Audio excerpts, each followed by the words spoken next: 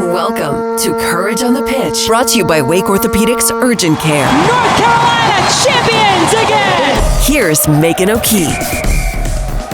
What's up, everyone? Welcome back to Courage on the Pitch, sponsored by Wake Orthopedics Urgent Care.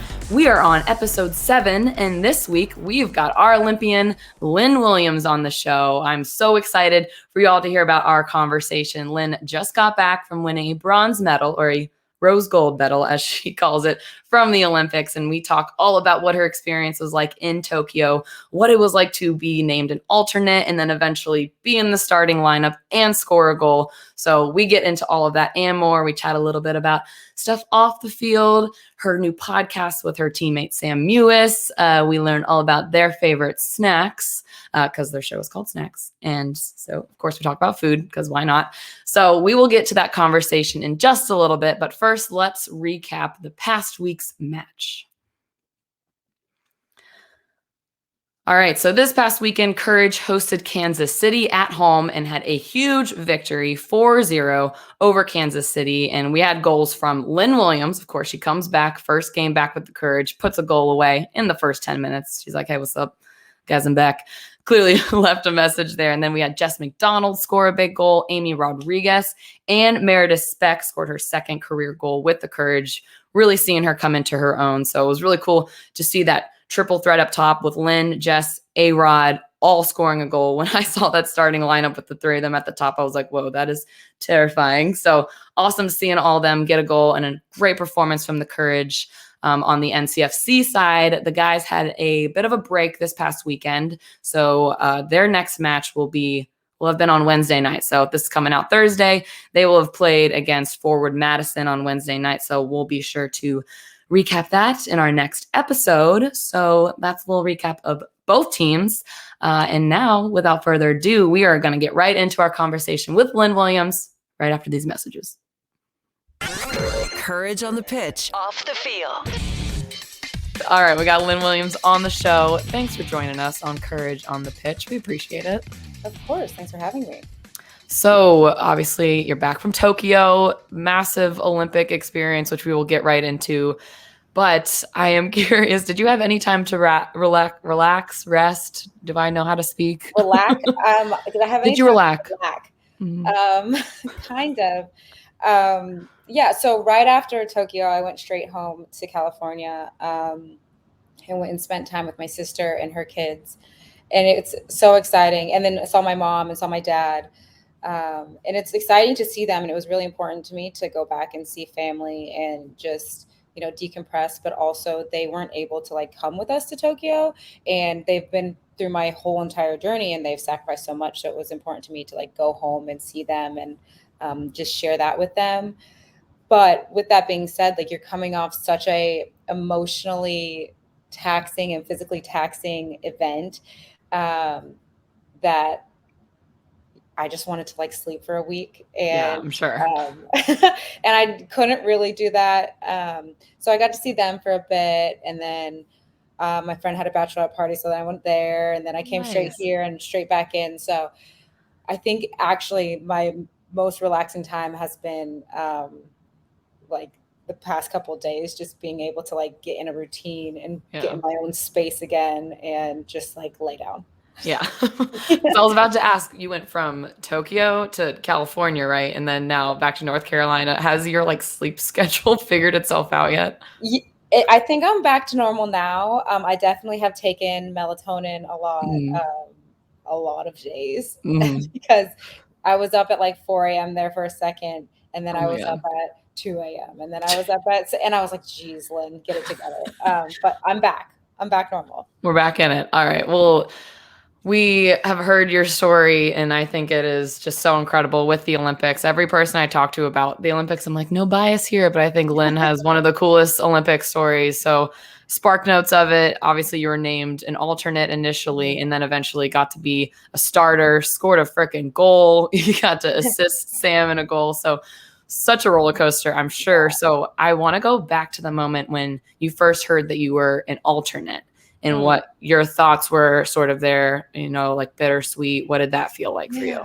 Definitely bittersweet. I wasn't named to the 2019 World Cup roster, and that I saw that coming, but it was still devastating. Mm-hmm. And I really wanted to be on the 2020 Olympics, and really fought back to get back to the national team. Felt like I was doing well, and then COVID hits, and so still trying to push. But now I'm like in a weird place in my soccer journey.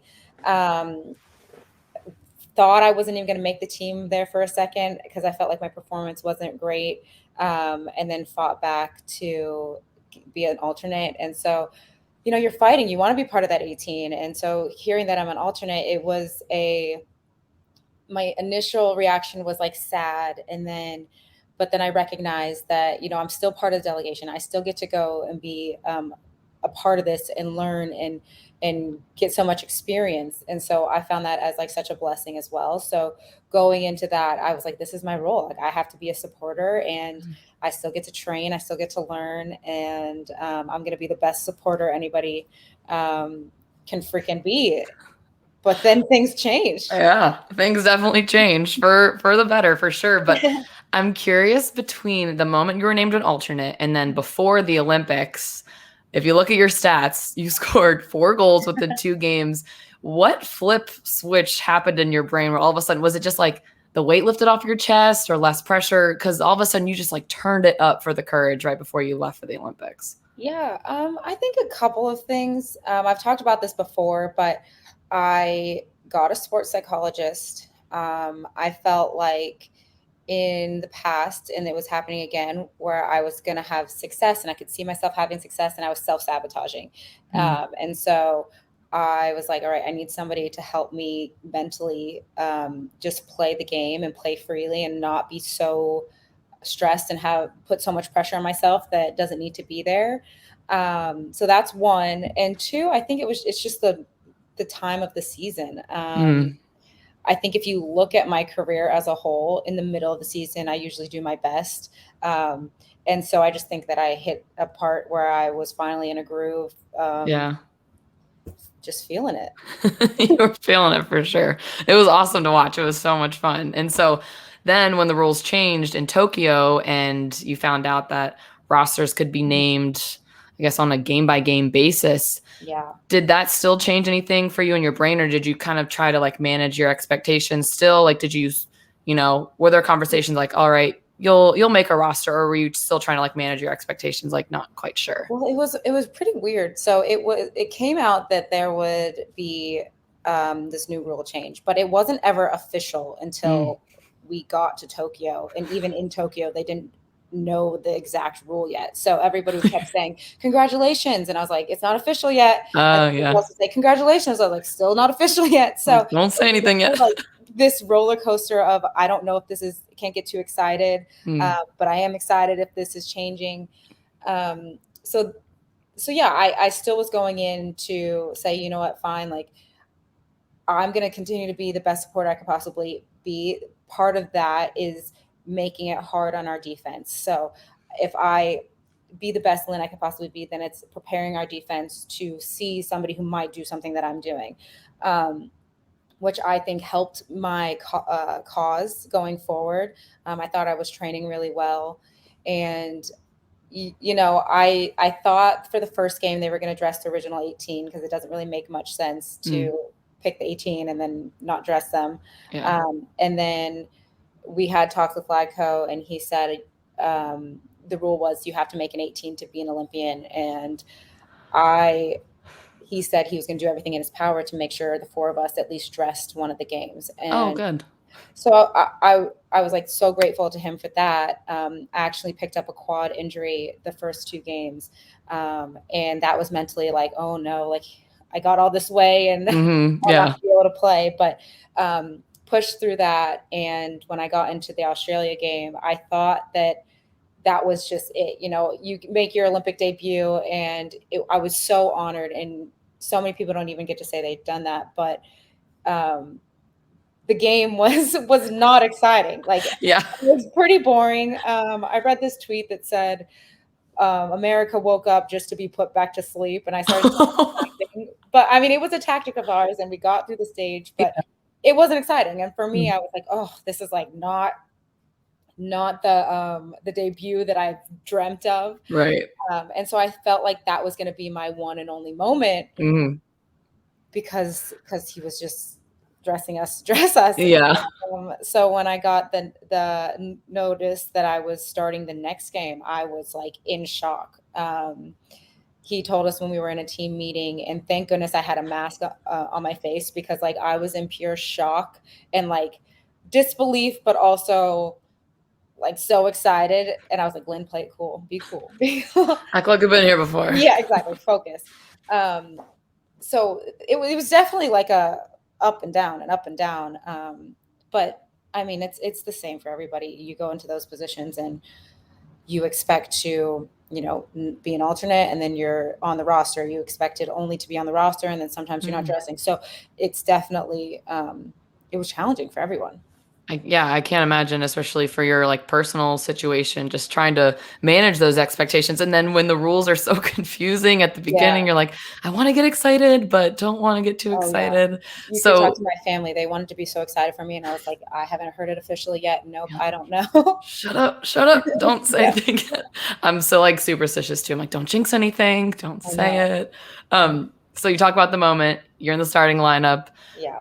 Okay, how nervous? Are you a nervous person? Are you a nervous player? Or like, did you feel the nerves before that game when you were starting? No, I get nervous in big games. I do. But for some reason, I was like pretty calm. We had played the Netherlands before in November, and I felt like I did well there. I knew what I was getting into. I felt like I had been playing well up to that point, especially in the camp leading up. And so, no, I was like more excited than I was nervous. That's awesome. I had nothing to lose personally. And so I was just like, go out there and be you. The reason why they brought you here is to be you. And I can do that. That's easy. No hard work there. Yeah. So, I mean, obviously you, as a striker, you go into these games, any game, wanting to score. So first you had the connection with Sam, right? That was the first goal. So walk us through that play. I mean, I'm sure you guys have that connection from playing with each other, living with each other, now podcasting together for so long. So what sort of difference does that make for you guys on the field, and then that play during the Olympics? What was that like? Yeah, so I think before talking about that, you have to go back a little bit. In the game, I right before that crossed it to Lindsay, and she headed it, and I thought it was going to be a goal, and I was actually shocked that the goalie saved it. So in that moment, I'm like building momentum. I'm like, okay, I got this. Like, I've got this, girl. Yeah. No chance. And so Sam got the ball, and I pulled wide, and she passed it to me. And then I saw her running in the box, and I put it in there. It was a little lower than I wanted it to be, but I said, Sam, you better get your big head on this. And, that was such a surreal moment for me, not only to get an assist in like my first Olympics, but to have it be Sam, be the one to put it in. We've been playing together for so long. Like you said, we were roommates for so long, and now we are podcast hosts. It just felt like it was meant to be. Like, it was like the right person to assist to. Kind of like a fairy tale, at least for me. So yeah, I definitely think like our connection off the field, and also like having the connection with the courage, has helped. I knew where she was going to be. She knew my abilities, and she made my low ball look good. So you're like, whew, thank you very much for making that work. Thanks. So yeah, it was awesome. I was like so excited for her. Yeah. And then you got a goal. So what was that like? You finally you made that connection with Sam, and then you're like, all right, I think I want a taste of this. Like, how did that go down? Well, first of all, I can't believe how close they came together, or that happened at all. I was like, what is going on? So when we were going over set pieces, my role was second balls, to make sure that keeping the ball alive. And we had been working on volleying it when it comes out, getting onto that second ball. because we had all the big girls in there. You have like Sam and Lindsay and Carly. They're like, I'm like, go do your things, girls. I'll do the cleanup. So the ball came out, bounced out, and because they tried to clear it, and I just tried to head it back in, and it was like looping. And funny enough, Sam was the one who challenged for that ball. Thank goodness, because if not, it would have went straight to the keeper. And like I said, my role was to take care of second ball. So I just said, keep your feet moving.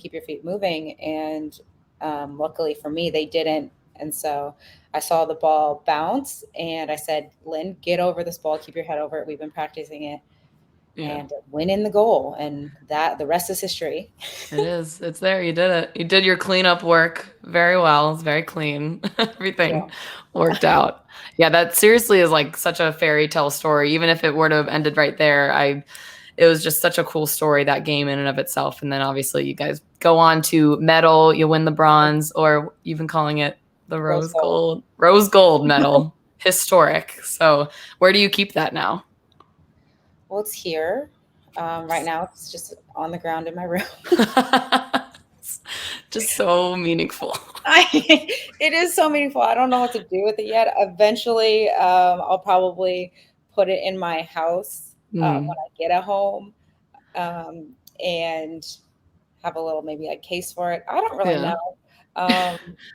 It's awesome, but I think like the memories and the experience is like what's the coolest part about it. The medal is just something to show everybody else that you've done it. But yeah, so it's in my room. It's somewhere. Nobody come find it. You're like, I think it's over here. Yeah, I don't know. Shoot. Well, just staying a little bit more on the Olympic train, what was it like because of all the COVID stuff, with, having to be like quarantining, and what was your experience like? Did you really bond you guys really close together because you could only spend time with each other? But what was that experience like, being in another country, but having to sort of keep all these other things in mind? Yeah. So soccer obviously starts before the opening ceremonies and is one of the last events that happens.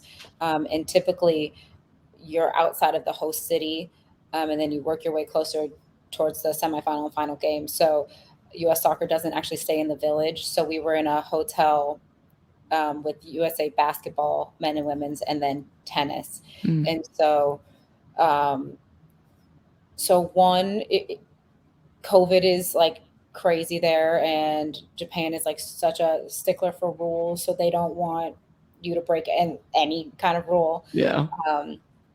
So we had like access to the first hotel we were in. We had the ability to go outside, and we could walk to the training field, and it was really nice. Because the walk was kind of far, I think we took it for granted because we were able to go outside. Yeah. And then the second hotel, we had like the pool and the outdoor tennis courts from 8 p.m. to like 7 a.m.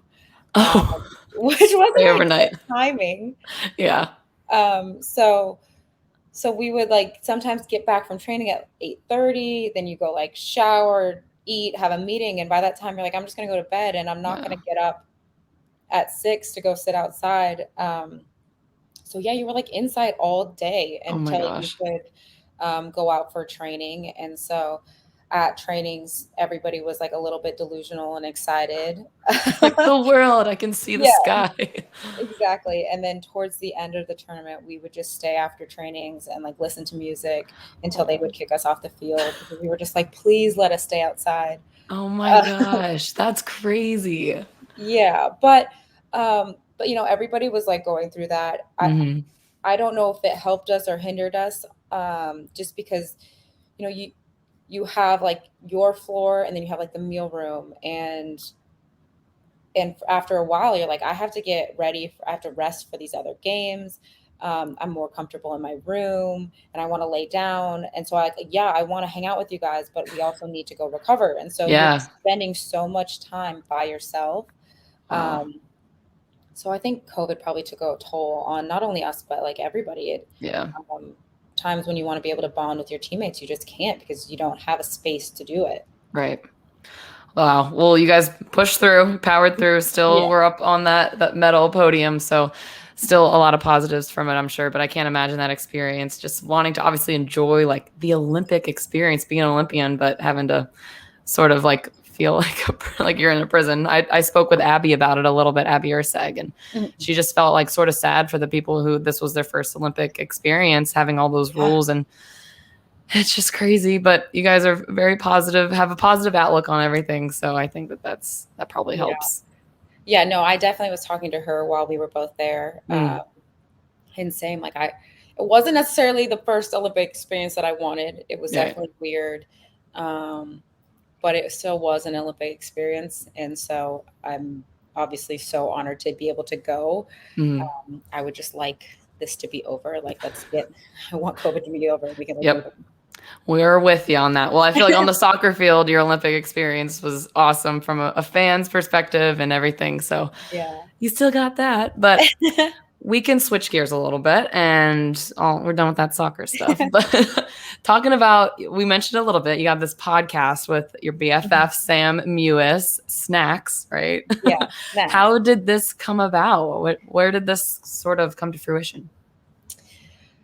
So we were, so Just Women Sports reached out to both of us. I think they reached out to Sam first and said, "Do you want to do this?"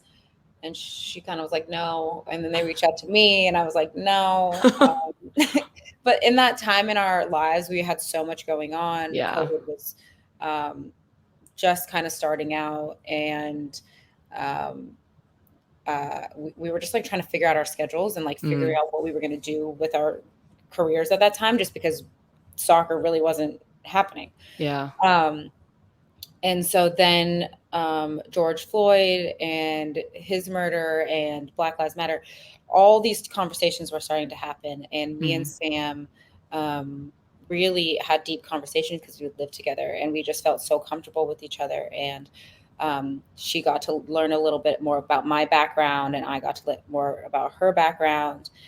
And so we would start talking more and more and more as the year went on. And we said, maybe this is actually a good idea. Maybe this is something that we always talk about, how you have to have hard conversations to make change and to be able to listen to people.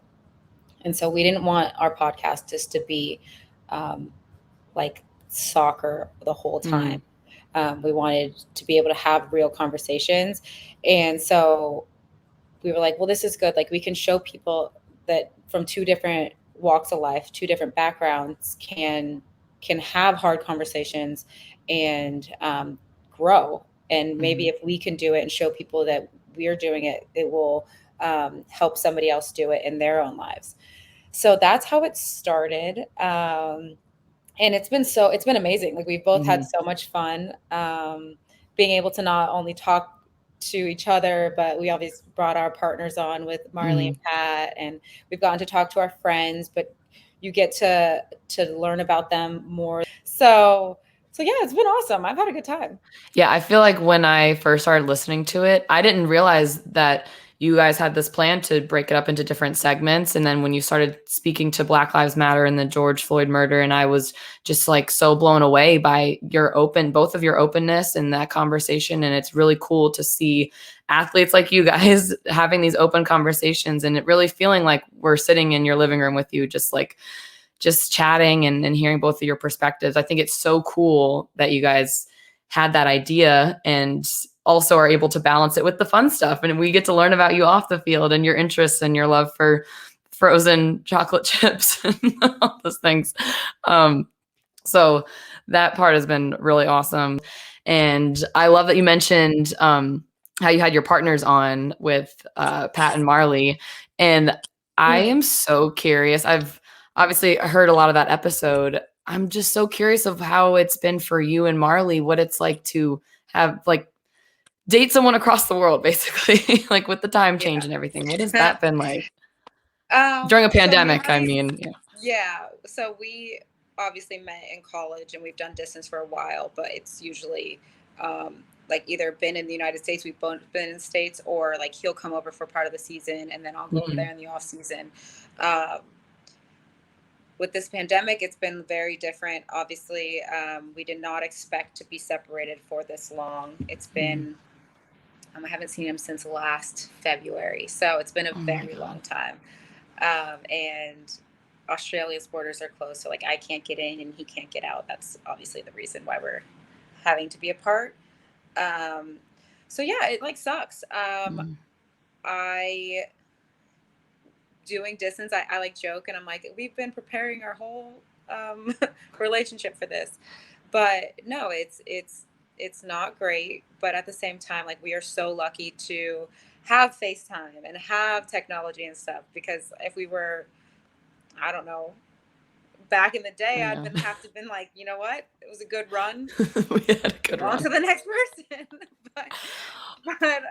but no, it's been challenging just because like what in my day to day and you know, when things happen like the Olympics, like I want to experience that with him, and I wanted to be able to come back and experience that with him. And then he won Big Brother in Australia, and I wanted to be able to be there with him too. And same with him, he's like, I just want you here. And so it's just a little things that are annoying, but hopefully, cross our fingers, they're opening up soon, hopefully. I don't know.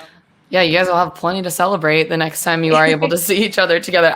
I think you had mentioned this in snacks or something, but I was dying laughing when you were talking about like being on a plane, but wanting to like text him all of your things from the day, but you look like a psycho girlfriend. You're like, no, our time difference is psycho. Yeah. So he should be waking up any second now. It's 8 a.m. there. So that's how the time difference is. Like you just count up 2 and then change the AM to PM. But math. A mathematician over here. But yeah, like if you looked at my phone right now, like I text him all day long with everything I've been doing. So I'm like, yeah, I've been getting a lot done today. I'm checking emails. And then like I'll go a couple hours and I'm like, I'm at getting my car serviced, blah blah blah. And then if I have like a random thought in my head, I'm like, you should do this. Yeah. But I look crazy because it's just like blue, no response. You're like, guys, he's on the other side of the world, I swear. Yeah, exactly. So if anybody looked at this, they'd be like, this lady is crazy. Like she keeps texting this man or this person, and he's not responding. Like she's delusional. Now he has a lovely morning reading to catch up on. Yeah. I mean, it seems a little crazy, but it works for us. It makes us feel like we can still be a part of each other's like day-to-day lives. Yeah. And then it's also like a nice little reminder of like what I've done in the day. So I'm like, there you go. Your day is such a roller coaster. You're like, what did I even do today? Exactly. And so when we're talking, because like there's so much of the whole day we have to catch up on, and he's like, you did this, and I'm like, oh my gosh, I have to tell you. You refer to my outline from or my timeline of where my day was.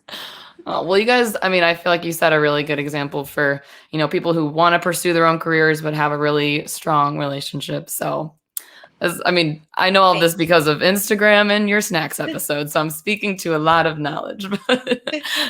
Thank you. No, we recognize that like he's awesome. Like he supports me 100%. He recognizes that this career isn't going to last forever, and this is my dream, and I'm not going to give it up for anyone. And I mean, obviously, he is more important to me than soccer, but. But yeah, and then vice versa for him. He was playing basketball, and then he had the Big Brother opportunity, and we're just not a couple that's going to like deny each other like an opportunity or their dream. And if that means that we have to be away from each other for a bit, then so be it. But big picture, we obviously know that we're each other's person, so it's good. It's gonna hopefully work itself out in the end. But that's awesome. Sucks in the meantime. Yeah. For now, but you guys got a light at the end of the tunnel. It's time for red card, yellow card. The best way to describe it is red card, you're out of here. Yellow card is like, all right, I'll keep that around in my life. And play on is like game on, love that. And I'm going to give you a category and 3 things within that category. So you're going to tell me that gets a red card, yellow, play on. Okay, you get the gist. Here we go. Yeah, these are tough. All right, we're starting with snacks, just straight up snacks. Okay. And I may have done some research, so hopefully these are on point. We will see. We got red grapes, specifically. Okay. Frozen In chocolate the fridge. chips. Okay. Or jalapeno kettle potato chips. Oh, that's tough. What is that? That's so tough. Dang. You're gonna red card one of those? You got to. You have no choice. Out of here. It's a doozy. Well, I gotta red card the grapes. Like, too healthy. Get them out of here. Bye. Bye. The kettle chips are play on, and then the yellow is the chocolate. Okay. I feel that. I like that. All right. Yeah, but that was tough. Ooh, tripped up Lynn Williams. Look at that. All right. Next one. I know you're very into like fashion and being on trend, which I need to take some advice from you because I wear the same thing every time. All right. Staple part of an outfit. So if you have control over one part of your outfit and then someone else who knows nothing about fashion has to pick the rest of it. So is it your shoes, a cute top, or jewelry, accessories? Oh, jewelry, and then shoes, and then the top. Top is red card. Yeah, the red card is the top. I don't know. I feel like you can get away with like a basic top if you like have good accessories. And shoes are always like, no, shoes have to be number one. I actually like start my outfit with my shoes. Oh, okay. So shoes, play on, and then accessories. Yellow for the yellow. Okay. And then the top, like whatever. You're very trustworthy. As long as your shoes are on point. As long you can like literally wear a basic top, like a black tee goes long way. Well, there you go. White tee. Right. If you're wearing a white tee. I know. Don't go back and look at any videos from this podcast because I've been wearing the same shirt every time. Very basic. Consistency is key. Okay, and thank you. Or just lack of fashion sense is also my strong suit. Coming up on Courage on the Pitch.